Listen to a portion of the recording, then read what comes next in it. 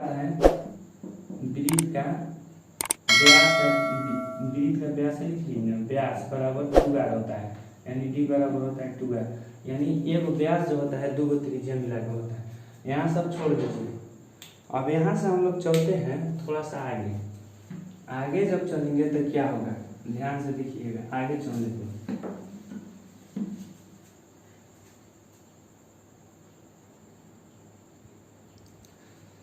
अब देखिए यहाँ से हम लोग पढ़ेंगे त्रिज्यखंड, यानी इसमें बोलते हैं सेक्टर। सेक्टर त्रिज्यखंड कहते हैं जिसको। देखिए आज के डेट में जो बच्चे हैं केवल क्या क्लास में आते हैं, हमसे भी बोलते हैं क्लास में आकर ये सर ये सब क्या लिखवाते हैं। अब बताइए एक बात याद रखिएगा, एक्सरसाइज एक्सर जो होता है, एक्सरसाइज जो होता है इसका हिंदी होता है अभ्यास। अभ्यास होता है अभ्यास। अभ्यास का अर्थ होता है उसको कहना प्रैक्टिस करना। तो प्रैक्टिस करेंगे, कब प्रैक्टिस करेंगे? मान लीजिए आप लोग क्रिकेट खेलते हैं, चाहे क्रिकेट खेलने जाते हैं, तो सबसे पहले उसका कोच जो होता है, कोच जो होता है उसमें क्या करता है, या उसको जो शिक्षक उसका होता है। क्रिकेट जितना भी प्लेयर हैं आज के डेट में सब क्या करते हैं, उसका एक हेड होता है, शिक्षक होता है और टीचर होते हैं। उस टीचर क्या करते हैं, उसको सिखाते हैं कि कौन सा बॉल किधर आएगा तो किधर मारेंगे। अब मान लीजिए बॉल लेग में आ रहा है, अब मान लीजिए खड़े खड़े मारेंगे, वो मराएगा नहीं, क्योंकि उसके लिए क्या करना पड़ेगा, वहीं पर आउट हो जाइएगा। तो वही बात को ध्यान में रखना है। एक्सरसाइज हम लोग ज्यादा बच्चे किस पर ध्यान देता है, आता है कहेगा सर एक्सरसाइज चालू कीजिए, एक्सरसाइज पर केवल ध्यान देता है। ये नहीं जानता है बकलोलवा, ये नहीं, चाहे बकलोलिया ये नहीं जानती है, बकलोलवा चाहे बकलोला नहीं जानता है गधवा, कि जब तक हम उसके बारे में ना पढ़ेंगे तो एक्सरसाइज हमको नहीं आएगा। सबसे पहले कोई भी लेसन हो, कोई भी मैथ का कोई भी लेसन हो, सबसे पहले उसको थ्योरी पढ़ो, तो यानी उसको सिद्धांत पढ़ो, तब उसके बाद एक्सरसाइज पढ़ो। क्यों? क्योंकि देखो यानी बिना यानी एक्सरसाइज यानी जाकर प्रैक्टिस कब कीजिएगा, जब तक कोच आपका बताएगा नहीं, जब तक प्रैक्टिस नहीं कर सकते हैं। तो उसी तरह एक टीचर जो होता है, कोच होता है, या एक टीचर जो होता है आपको प्रशिक्षित करता है, पहले सिखाता है, तब जाकर वहाँ पर क्या करते हैं, खेलते हैं। तो सबसे पहले ये सब जितना है, जितना चीज है सब जाके एक्सरसाइज में यूज होता है। क्या होता है, उसका प्रयोग होता है। जितना ये सब लिखवाया जाएगा, वृत्त, त्रिज्या, 2πr जो है वो है, यह है πr स्क्वायर, d बराबर 2r है, जितना ये सब है सब उसका यूज कहाँ होगा, एक्सरसाइज में। लेकिन बकलोलवा सुनाता है, कहता है क्या, ये सर 12.1 पढ़ाइए। ठीक है भाई, पढ़ो। जब पढ़िएगा तो ये सब मालूम ही नहीं रहेगा। तो देखिए सबसे पहले जो भी बच्चे से रिक्वेस्ट है, जो भी बच्चा पढ़ते हैं, जहाँ भी पढ़ें, जो भी पढ़ते हैं, जो जिस तरह से पढ़ें, सबसे पहले उसको थ्योरी पढ़ें। जब तक थ्योरी नहीं पढ़िएगा, जब तक आपका एक्सरसाइज करने नहीं आएगा। सबसे ज़्यादा ध्यान दीजिए थ्योरी पर।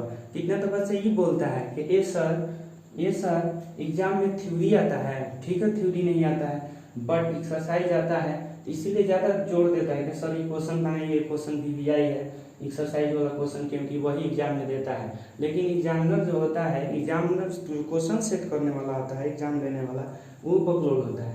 सबसे पहले उसको क्या चाहिए, देखिए क्या करना चाहिए, उसमें थ्योरी दे देना चाहिए। जब थ्योरी देगा, जब थ्योरी जान जाइएगा तो उसका एक्सरसाइज कभी भी कर सकते हैं।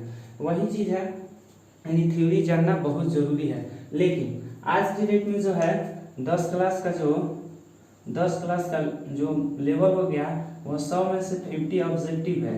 50 क्या है, ऑब्जेक्टिव है, ऑब्जेक्टिव एंड यानी एक नंबरिया है, और 50 क्या है, सब्जेक्टिव है,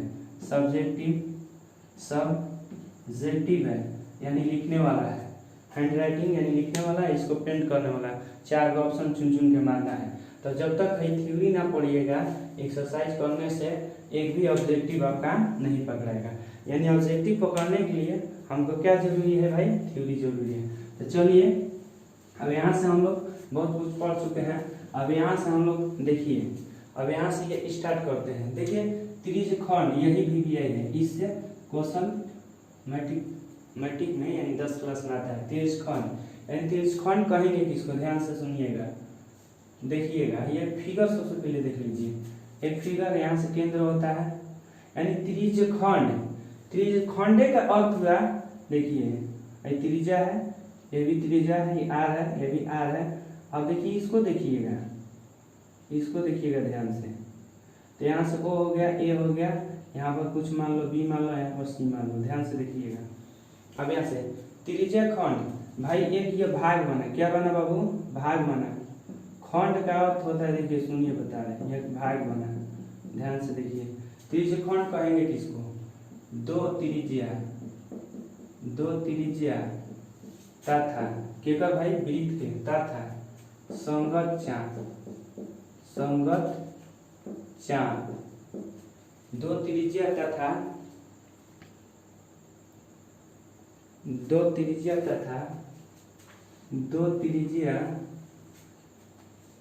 लिख लीजिए, वृत्त के दो त्रिज्या तथा संगत चाप से घेरा क्षेत्र को यहीं को लिख लो। क्षेत्र को क्या कहते हैं? त्रिज्यखंड कहते हैं। क्या कहते हैं? त्रिज्यखंड कहते हैं। अब देखिए ध्यान से, अब यहाँ से हम बता रहे हैं आपको, यहाँ से त्रिज्यखंड तोड़िएगा तो दो भागों में बटेगा। त्रिज्यखंड तोड़िएगा खंड ऐसे, तो इसमें होगा त्रिज्य, मतलब त्रिज्य अब प्लस का होगा खंड होगा। अब देखिए त्रिज्य का अर्थ होता है त्रिज्या, अब देखिए प्लस खंड का अर्थ होता है टुकड़ा हो गया। अब देखिए यानी वो किससे खंड होगा? त्रिज्या से खंड होगा। किससे खंड होगा? त्रिज्या से। यानी किससे टुकड़ा बनेगा? वृत्त का भाग बनेगा, यानी वो किससे बनेगा? वृत्त के दो त्रिज्या तथा संगत चाप से घिरा क्षेत्र को त्रिज्यखंड कहते हैं।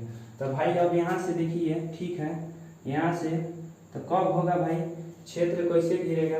क्षेत्र कब कहेंगे? खुला छोड़ देंगे, यहाँ इस तरह से क्षेत्र घिर गया, देखिए यहाँ तक घिर गया, तो इसका अर्थ यह होगा कि दो गो त्रिज्या तथा संगत चाप से बना चाहे घिरा क्षेत्र को क्या कहा जाता है? त्रिज्यखंड कहा जाता है। क्या कहा जाता है? त्रिज्यखंड। अब देखिए यहाँ से त्रिज्यखंड हो गया, तो त्रिज्यखंड में देखना ई है, ध्यान से देखिएगा। यहाँ पर त्रिज्यखंड होगा, तो भी त्रिज्यखंड कई तरह का होता है? दो तरह का होता है। कई तरह का होता है भाई? दो तरह का। त्रिज्यखंड दो तरह का होता है। एक लघु होता है, लघु त्रिज्यखंड, एक होता है दीर्घ त्रिज्यखंड होता है। अब देखिए लघु का अर्थ होता है छोटा, वो कैसा खंड होगा भाई? छोटा। और दीर्घ का अर्थ होता है बड़ा, वो कैसा खंड होगा भाई?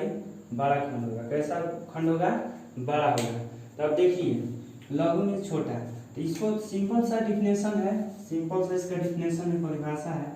वृत्त के दो त्रिज्या, वही परिभाषा बोलना है। वृत्त के दो त्रिज्या और छोटा चाप से, कौन चाप से भाई? छोटा। कौन सा चाप से? छोटा चाप से। वृत्त के त्रिज्या यानी दो त्रिज्या और छोटा यानी संगत छोटा चाप से घिरा क्षेत्र को कौन सा? लघु त्रिज्यखंड। कौन सा त्रिज्यखंड? लघु त्रिज्यखंड बोलेंगे। कौन सा त्रिज्यखंड? लघु त्रिज्यखंड। इसका फिगर और ऊपर बनाते हैं, इस तरह से होगा, देखिए इस तरह से, ये छोटा चाप से बनेगा, छोटा चाप से लघु त्रिज्यखंड। दीर्घ मतलब क्या? मान लीजिए यहाँ से एक है, ठीक है, यहाँ से दो त्रिज्या और यह देखिए कौन किससे घिरेगा? यह बड़ा चाप से। तो दीर्घ त्रिज्यखंड का एकदम सिंपल सा डिफिनेशन, दीर्घ त्रिज्यखंड कहेंगे किसको? तो याद रखिएगा, दीर्घ त्रिज्यखंड कहेंगे किसको? तो दो त्रिज्या मान लीजिए ओ है, ए है, बी है। अब यहाँ से देखिए यहाँ पर कोई एक और बिंदु मान लीजिए, सी मान लीजिए। दो त्रिज्या और संगत बड़ा चाप से, साथ के संगत मतलब साथ होता है। साथ कौन बाबू? साथ मतलब हेनियो साथ रही, तो हेनियो साथ रही। तो साथ यानी संगत बड़ा चाप से घिरा क्षेत्र को कौन सा? दीर्घ त्रिज्यखंड। कौन त्रिज्यखंड बोलेंगे? दीर्घ। तो देखिए बड़ा है ना, अब देखिए बड़ा है। अब ध्यान से देखिएगा, तो लघु हो गया यह, लघु मतलब छोटा और दीर्घ मतलब बड़ा। तो दोनों की याद रखिएगा। अब देखिए दोनों में जब क्षेत्रफल निकालिएगा, क्षेत्रफल, तो ध्यान से देखिएगा क्षेत्रफल, इसका सूत्र क्या होगा। अब देखिए यहाँ से सूत्र क्या होगा। अब इसका सूत्र होगा, बट इसमें एक चीज छूट गया। देखिए इसमें छूट गया चाप की लंबाई बराबर, वृत्त में चाप की लंबाई बराबर, पहले देख लीजिए तब उसका बता रहे हैं। यहाँ पर होता है यानी एल बराबर होता है, यहाँ पर लिख लीजिए 2 पाई आर होता है। क्या होता है 2 पाई आर। वो भी क्या होता है बता रहे हैं, 2 पाई आर होता है। वो भी होता है देखिए वृत्त का पूरा लंबाई जो होता है, बोले है ना, चाप जो होता है किस पर होता है, परिधि का भाग होता है। किसका भाग होता है, परिधि का भाग होता है। मान लीजिए ए से बी तक चापा है, कहाँ तक चापा है, ए से बी तक चापा है। कहाँ तक चापा है, ए से बी। यार हो गया। तो मान लीजिए यहाँ पर थीटा चापा है। कितना चापा है, थीटा। तो इसमें इसका सूत्र क्या होता है, देखिए पूरा एक वृत्त में घूम जाइए 360 होता है। तो देखिए थीटा चापी है, यानी 360 में थीटा चापी है। कितना चापा है, मान लीजिए 60 डिग्री चापेगा तो कहता है ना 360, अरे वही 60/360। लेकिन यहाँ पर थीटा चापा है तो थीटा बटा में 360, यानी पूरा में कितना ले लिया भाई, थीटा ले लिया है, थीटा बटा में 360। अब पूरा क्या होता है भाई, पूरा का 2 पाई आर होता है। तो इसको ख्याल रखिएगा, यानी चाप की लंबाई बराबर थीटा बटा में 360 2 पाई आर। देखिए वह ये भी वृत्त के परिधि है। चाप की लंबाई जो होता है वृत्त के परिधि का भाग होता है। चाप का लंबाई क्या होता है, वृत्त के परिधि का भाग होता है। बट यहाँ पर उस भाग में कितना लिया है, थीटा। तो जब थीटा लेगा तो 360 लगा देना है नीचे, जब 60 लगेगा तो 60 लेकर ऊपर 360 नीचे लगा देना है। उसी तरह अब यहाँ से आइएगा फॉर्मूला, लघु हो चाहे दीर्घ हो, तो इस खंड का क्षेत्रफल, त्रिज्या खंड का क्षेत्रफल, लघु हो चाहे दीर्घ हो, लघु हो चाहे दीर्घ। अब देखिए मान लीजिए खंड ही बना है, ये खंड रंगाया है। अब मान लीजिए यहाँ पर एंगल थीटा है। तब देखिए क्षेत्रफल क्या होता है वृत्त का, पाई आर स्क्वायर। क्या होता है, पाई आर स्क्वायर। लेकिन पूरा यानी गोल में होता है 360। 360 में कितना घेरा है बाबू, मान लो थीटा घेरा है। तो ना बोले हम उस टाइम कि देखिए जितना कहेगा ऊपर है कुल कितना में भाई 360 में। तो यहाँ पर खाली लगा देना, जब भी इस तरह से सूत्र पूछेगा इस तरह से लगा देना। तो थीटा बटा में 360 पाई आर स्क्वायर। अब देखिए यहाँ पर तुलना कर रहे हैं, हाई वृत्त का क्षेत्रफल है, हाई वृत्त का क्षेत्रफल है, लेकिन पूरा वृत्त है। तो पूरा वृत्त है तो बताइए थीटा बटा में भी 360 होगा, पाई आर स्क्वायर होगा। लेकिन पूरा है तो थीटा पूरा मतलब कब बार घूमेगा, एक बार। तो एक बार कौन घूमेगा तो कितना डिग्री 360, पाई आर स्क्वायर रहेगा। कब बार में, एक बार में। तो 1 पाई आर स्क्वायर, तो यही हो जाता है वृत्त का क्षेत्रफल। लेकिन ये पूरा नहीं कहा है, कहा है कि थीटा लेना है। कहा कितना लेना है, पूरा वृत्त में थीटा लेना है। तो थीटा आप कहाँ रखेगा, ऊपर। लेकिन कहेगा कि एक बार गोल घूम जाइए, गोल घूम के तो इस खंड का यानी पूरा का क्षेत्रफल बताइए, तो वही वृत्त का क्षेत्रफल हो जाएगा। याद रखिएगा इसको। अब देखिए लघु हो चाहे दीर्घ हो, दोनों का होता है, एक ही होता है। अब यहाँ से हम स्टार्ट कर रहे हैं वृत्त खंड। अब यहाँ से स्टार्ट कर रहे हैं, देखिए अगला पॉइंट है वृत्त खंड। वृत्त खंड का सिंपल परिभाषा सुन लीजिए। वृत्त खंड होता क्या है, ध्यान से देखिएगा। वृत्त खंड, तो वृत्त खंड यानी वृत्त खंड का अर्थ हुआ वृत्त खंड। एक रोटी देखे हैं आप लोग, रोटी घर पर बनता है तावा पर, उसको देखे होंगे। रोटी क्या होता है, गोल होता है। कौन लमलोल होता है, जो बकलोलियन को पकाने नहीं आता है वो लमलोल पकाता है। लेकिन रोटी हमेशा क्या होता है, गोले पकाता है, जो डेली पकाता है, चाहे पकाती होंगी। अब देखिए मान लीजिए केंद्र हो गया, ठीक है। अब यहाँ से देखिए हम कहेंगे कि पापा हमारा भी छोटकी चाहिए। तो छोटकी चाहिए तो है ना घूमेगा, जैसे मप्पा टेप लगा के चाहे फीता लगा के इतना देख रहे हैं। तो इसका अर्थ और इसको बड़ा बनाइए, यहाँ पर बनाइए। तो बताइए एक रोटी का भाग हो गया। तो वृत्त खंड का अर्थ होता है वृत्त प्लस खंड, यानी त्रिज्या से खंड नहीं होगा, यानी वृत्त का खंड होगा। तो वृत्त को दो भागों में कौन बांटता है, वहां पर हम लोग परिभाषा पढ़े, वृत्त को दो भागों में उसका जीवा बांटता है। कौन बांटता है, तो जीवा। तो इसका परिभाषा ये हो गया वृत्त खंड, यानी वृत्त का टुकड़ा, यानी रोटी का टुकड़ा। तो रोटी का टुकड़ा कब होगा भाई, वृत्त खंड कब होगा, यानी देखिए ध्यान से देखिएगा, जीवा यानी किसकी जीवा, वृत्त के जीवा और संगत चाप से, एक से भाई संगत चाप से घिरा क्षेत्र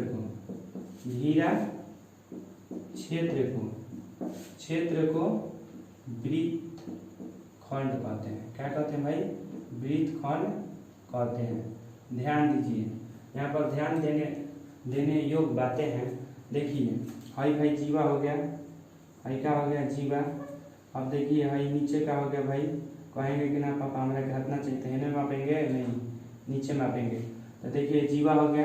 अब यहाँ से क्षेत्र गिरा है, तो किससे भाई गिरा है, आप ही सोचिए, यहाँ से इधर गिरा है नहीं नीचे, तो ये क्या है भाई, इसको क्या बोलते हैं, चाप बोलते हैं। क्या बोलते हैं, चाप। यहाँ से मान लो बी, मान लो ए बी जीवा है, यहाँ पर ये चाप का हो गया ए सी डी हो गया, तो उसको चापा है। अब देखिए इसमें भी दो भाग होता है। कौन भाग होता है, दो को। एक क्या होता है, उसी तरह एक दीर्घ होता है, एक क्या होता है, लघु होता है। तो अब देखिए यहाँ से सुनिए, इसको हटा दे रहे हैं।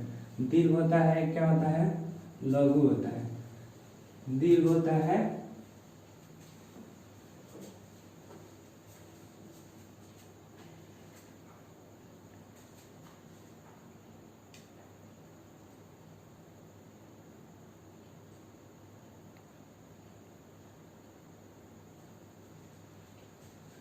ये भी दो तरह का होता है, वृत्त खंड। वृत्त खंड जो होता है, वृत्त खंड देखिए, अब इसमें थोड़ा सा मोबिल कम हो गया है। वृत्त खंड होता है दो तरह का होता है। कई तरह के भाई, दो तरह के हैं। एक होता है लघु वृत्त खंड, एक होता है उसी तरह दीर्घ खंड की तरह दीर्घ। तो लघु और क्या होता है, एक लघु होता है, एक दीर्घ होता है। तो ध्यान से सुनिएगा, लघु मतलब क्या है, मान लीजिए छोटकी चाप से घिरेगा, जीवा तथा छोटकी चाप से घिरा क्षेत्र को लघु वृत्तखंड। कौन वृत्तखंड, लघु वृत्तखंड। दीर्घ यानी जीवा तथा बड़ी चाप, यानी बड़ा चाप से घिरा क्षेत्र को, इसको क्या कहा जाएगा, बड़ी वृत्तखंड। अब देखिए दोनों का अलग अलग फार्मूला होता है, दोनों का फार्मूला अलग अलग कैसे होता है, ध्यान से देखिएगा। क्योंकि पूरा वृत्त में से छोटकी वृत्त को हटा देंगे, देखिए आप लिख रहे हैं फॉर्मूला दोनों का, ध्यान से देखिएगा। देखिए इसमें फार्मूला याद नहीं रखना है, खाली इसका फिगर याद रखना है, फार्मूला याद हो जाएगा। लघु का है तो छोटा बना लो, सबसे पहले छोटकी है, एक और क्षेत्रफल हमको चाहिए, इसका क्षेत्रफल चाहिए। यहाँ से देखिए आप लोग पढ़े, इसको मिला दो, इसको मिला दो। अब देखिए ध्यान से, यहाँ पर थीटा हो रहा है, ठीक है। अब यहाँ से देखिए, यहाँ से हमको इसका क्षेत्रफल चाहिए, लेकिन हम तुरंत पढ़े हैं, इसमें क्या पढ़े हैं उसको भूल जाओ अभी उसको भूल जाओ। इसमें पढ़े हैं, इसको हम कौन खंड कहते हैं, कोई बता सकता है? इसको हम त्रिज खंड कहते हैं। इसको क्या कहते हैं, त्रिज खंड। तो त्रिज खंड में से किससे त्रिभुज हटा देंगे, घटा देंगे, तो क्या बचेगा, लघु त्रिज खंड का क्षेत्रफल। का चाहिए क्षेत्रफल, लघु वृत्त खंड का, लघु वृत्त खंड का क्षेत्रफल बराबर होगा आपका, लघु वृत्त खंड का क्षेत्रफल बराबर होगा, ध्यान से देखिए, पूरा ना बोले हैं, त्रिज खंड का क्षेत्रफल। किसका क्षेत्रफल, त्रिज्य खंड का क्षेत्रफल माइनस किसका, त्रिभुज का क्षेत्रफल, त्रिभुज का क्षेत्रफल। ध्यान से देखिए, त्रिज खंड का क्षेत्रफल क्या होता है भाई, थीटा बटा में 360 पाई आर स्क्वायर। त्रिभुज का क्षेत्रफल यहाँ पर 1/2 साइन स्क्वायर। देखिए यहाँ पर 1/2 आर स्क्वायर साइन थीटा होता है। क्या होता है, 1/2 आर स्क्वायर साइन थीटा होता है। जब इसमें आगे बताया जाएगा, इसमें जब क्वेश्चन इसमें जब कीजिएगा वृत्त बनेगा, ठीक है, थीटा है, तो इसमें इसका चला जाएगा आर स्क्वायर साइन थीटा चला जाता है, क्योंकि तो दो त्रिज्या बराबर होगा तो उसमें चला जाएगा। तो मिति आप लोग पढ़े होंगे तो उसमें सीखे होंगे कि साइन थीटा कब आता है। तो यही उसका फॉर्मूला होता है, यानी पूरा इस खंड में से हाई त्रिभुज को हटा दो तो किसका क्षेत्रफल बचेगा? हाई लघु का। लेकिन वही दीर्घ का आता है, दीर्घ वृत्तखंड का, दीर्घ वृत्त खंड का क्या चीज? क्षेत्रफल। तो देखिए दीर्घ वृत्तखंड का क्षेत्रफल, वृत्त का क्षेत्रफल माइनस लघु वृत्तखंड का क्षेत्रफल, वृत्त खंड का क्षेत्रफल होता है। ध्यान से देखिए, वृत्त का क्षेत्रफल माइनस लघु वृत्तखंड का क्षेत्रफल। अच्छा से लिख देना। देखिए दीर्घ कहेगा, दीर्घ मीन्स बड़ा होता है, वृत्त का क्षेत्रफल माइनस लघु वृत्त खंड का क्षेत्रफल। देखिए लघु मतलब छोटा, तो बताइए हमको ये बड़ा का चाहिए, तो गोल क्या होता है पूरा भाई। अब इसको हटा लो, सब इसको स्क्रीनशॉट ले लेना। पूरा होता है, गोल होता है, ठीक है, गोल होता है वृत्त का क्षेत्रफल, तो क्या होता है भाई गोल का पाई आर स्क्वायर माइनस। अब देखिए वो हो गया माइनस, देखिए क्या होगा। अब लघु वृत्तखंड का क्षेत्रफल तुरंत आया है, एकाजे आया है, तो इसको ऐसे घेर के थीटा बटा में 360 अब पाई आर स्क्वायर माइनस कौन 1/2 स्क्वायर साइन थीटा होता है। क्या होता है आप लोग समझिए। पूरा गोल में छोटकी हटा देंगे यानी लघु वृत्तखंड हटा देंगे तो कौन वृत्तखंड बचेगा? दीर्घ वृत्तखंड। इसको स्क्रीनशॉट ले लीजिए। अब यहाँ से यह जो होगा इसका थ्योरी समाप्त हुआ। और थ्योरी है आप लोग पढ़े होंगे 9th क्लास में, वो आप पढ़ेंगे। ये सब इसके थ्रू थ्योरी है तो उसको नहीं पढ़ा जाता है क्योंकि ऑलरेडी पढ़ ले, लेकिन मेन टॉपिक है इसको पढ़ा दिया गया। अब देखिए इसको स्क्रीनशॉट ले लो।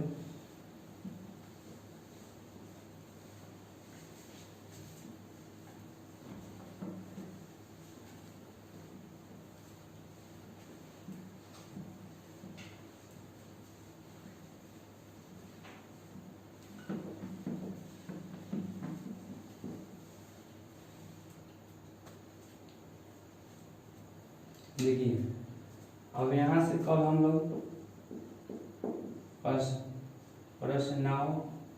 प्रश्नावली 12.1 का सॉल्यूशन करेंगे यानी हल करेंगे। ध्यान से देखिए, जो भी पाठ का, जो भी लेसन का, मान लीजिए 12 का है, इसमें देखिए जो भी एक्सरसाइज या प्रश्नावली आएगा इसमें लेक्चर लिख के आएगा, ये लिखिएगा लेक्चर 1। इसका अर्थ समझ लीजिएगा, वो पार्ट क्या है? शुरुआत हुआ है। वो पार्ट क्या हुआ है? शुरुआत। इस तरह से लेक्चर 2 है तो जान लीजिएगा वो पार्ट क्या हुआ है? दूसरा, उसी में का भाग है, दूसरा भाग। लेक्चर 3 तो उसी में का तीसरा भाग। मान लीजिए पूरा पार्ट का एक पार्ट का वीडियो बनाना एक बार संभव नहीं है, इसलिए संभव है बट बन सकता है लेकिन अपलोड करने में क्या होगा? दिक्कत होगा। इसलिए पूरा पार्ट जितना है उसमें इस तरह से बांट के हम लोग पढ़ेंगे।